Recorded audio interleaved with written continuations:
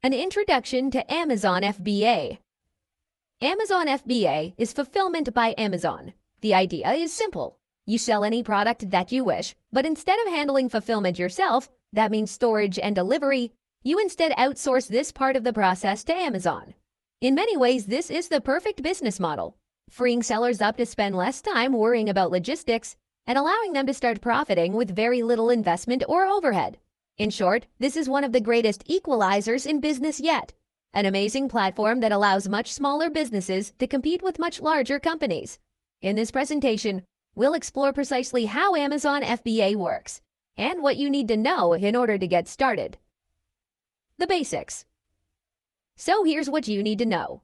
When you sell through Amazon FBA, you will choose the product you want to sell, find a supplier to sell it to you, normally a manufacturer, wholesaler. Get the supplier to package the goods and deliver them to Amazon's warehouses, fulfillment centers. Create an Amazon store listing. Let Amazon sell the products and deliver them to your customers. There are a couple of drawbacks to keep in mind. Of course, one is that this method will inevitably involve sharing revenue with not only the manufacturer but also Amazon.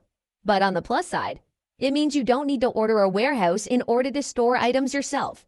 And you don't need to handle the complex and frustrating logistics of, well, logistics.